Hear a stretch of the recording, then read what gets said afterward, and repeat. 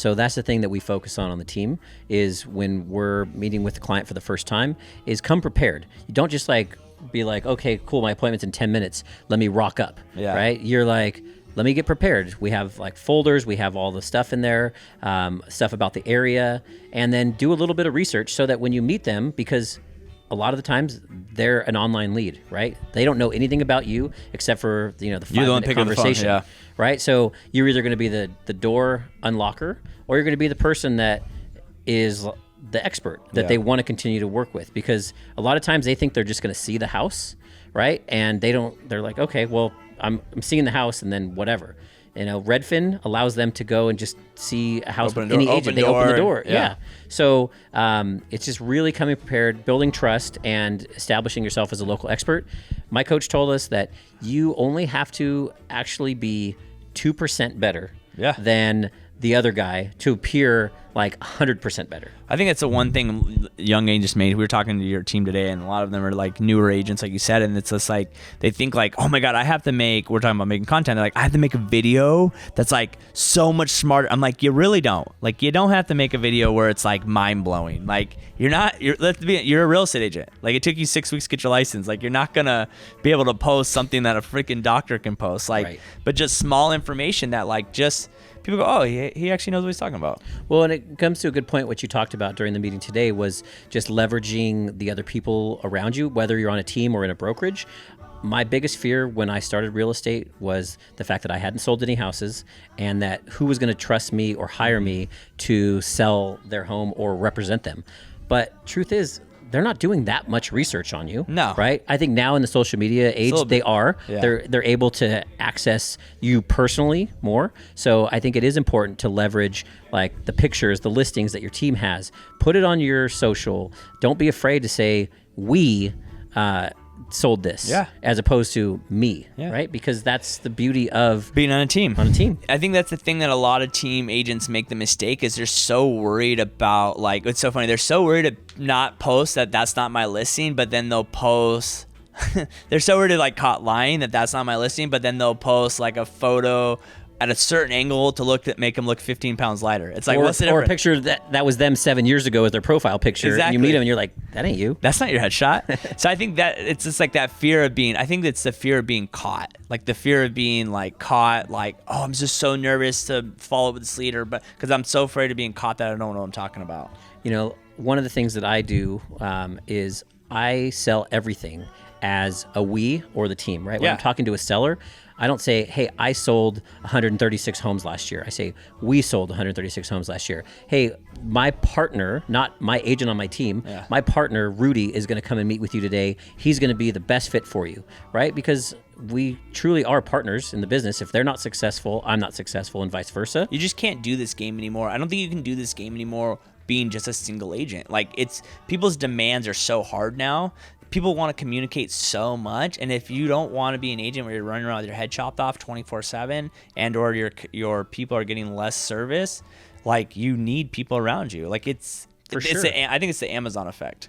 Well, and I think that in real estate too, it's really easy to get an ego, and the ego is not your amigo. Yeah. And I mean, that is true to the point where, like, if you are always like worried about what people think, or you aren't willing to share and collaborate, like, you're always going to be stuck in that area. You're not going to grow. Yeah. I think that's the thing too. It's interesting. Like we said in the thing today, it's like, it's so funny. Like, we'll share what we're doing, and I'll share it with agents in my market because I'm not worried about that. Like, I had actually a guy on the podcast the other day who was like a recruiter for another office in Riverside on my podcast. But it's just like, but then the agents that are so like tight knit, it's just like, dude, like we were saying, like, we don't lose. You lose more deals to the 5 or less agents. You're not like, you're not going to lose to a top producing agent. Like, there's a chance you're not even going to go against each other. Right. Like, there's such a big chance you're not even going to go on the same listings against each other. So it's like, what does it even matter? Well, and like you even said, like, a lot of times you're losing listings to someone that is a cousin of an aunt, right? So they've never done a deal, but they're going to get it over you, even though you're way more qualified and experienced. I feel like one of the things that has helped me to be successful is being open to sharing and meeting with people. Yeah. Right? Like, me and you, we didn't know each other until pretty recently. Yeah. And like, I would share any of my systems with you. For sure. Because I know that it would help you, and we'll run into each other on a transaction in the future.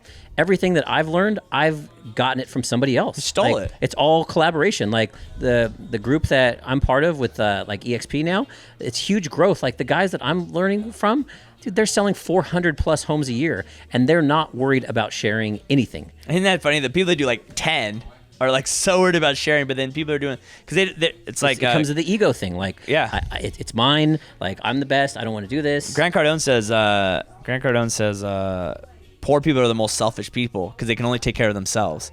He's like, I can take care of so many people. I have so many employees. I'm helping people invest. I'm making a lot of money. He goes, because I have my money, so I can actually now go help other people. And I think that's the same thing with agents. It's like when you're barely making it, you want to keep everything to your chest because you're so scared of like losing something, losing whatever you think you're losing, which you're not losing anything. And then the top producers are like, yo, like he's obviously doing something that I'm not doing, or maybe there's a little tweak that I can figure out from him. So it's like, why not I share? Because it's like I have to share first to get stuff in the back.